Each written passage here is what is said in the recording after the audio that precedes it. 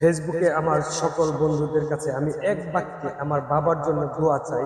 পরিচিত অপরিচিত যারাই আছেন আমার ফেসবুক লিস্টে সকলের কাছে এক বাক্যে আমি আমার বাবার জন্য দোয়া চাচ্ছি। জানেন, অনেকেই আমার বাবা দীর্ঘ ৮ বছর আগে হঠাৎ ব্রেন স্ট্রোক করে আহ, ডান হাত এবং ডান পা অচল হয়ে যায় এবং মাথায় একটি অপারেশন করানো হয়। তারপর থেকে তার কথা বলা বন্ধ হয়ে যায়। দীর্ঘ ৮ বছরের উপরে রানিং চলতেছে যে আমার বাবা এই অবস্থায় আছেন এবং নিজের স্বাধীনতা নেই, অন্যের উপর ভর করেই চলতে হয়। আমাদের যথা সাধ্য অনুযায়ী আমরা চেষ্টা করে যাচ্ছি বাবার। এখন দ্বিতীয়বারের মতো দীর্ঘ ১ সপ্তাহ আগে হঠাৎ ব্রেন স্ট্রোক করেন। তারপর থেকে আরো অবনতির দিকে বাবার শরীর স্বাস্থ্য অনেকটাই খারাপ হয়ে যায়।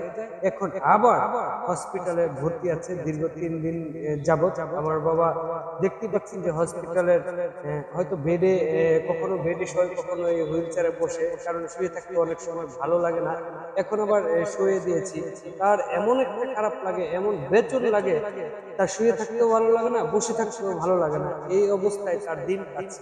তবে আপনাদের সকলের সহযোগিতায় হয়তো দুয়ার আশীর্বাদে আল্লাহ চাইলে বাবাকে পরিপূর্ণ সুস্থ করে দিতে পারেন। তাই আমি আমার ফেসবুকে সকল বন্ধু, পরিচিত অপরিচিত সকল বন্ধুর কাছে এক বাক্যে আমি দোয়া চাই, আমার বাবার জন্য মন থেকে দোয়া করবেন। আমার বাবাকে যেন আল্লাহ পাক অতি দ্রুত একেবারে সুস্থতা দান করে।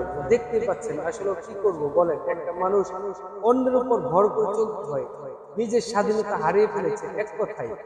তারপরে হসপিটালে ভিড়ে এই অবস্থায় হয়তো ১ সপ্তাহ পর পরই হসপিটালে নিতে হয়। তার কেমন লাগে, বাবাটার কেমন লাগে সে নিজে ভাষায় প্রকাশ করতে পারে না, কারণ সে কথা বলতে পারে না, শুধু তাকিয়ে থাকতে পারে। আর কিছু করার নেই, সবই আল্লাহর ইচ্ছা। আল্লাহ চাইলে মুহূর্তের ভিতরে কিন্তু সুস্থ করে দিতে পারেন, তার কথা বলার সুযোগ করে দিতে পারেন, এটা সব আল্লাহর ইচ্ছা। তবে মানুষের দোয়া অবশ্যই প্রয়োজন, মানুষের দোয়া হলে সবকিছু হয়। তবে এক কথা, এখন আমার বাবার জন্য দোয়া করবেন, আমার জন্য দোয়া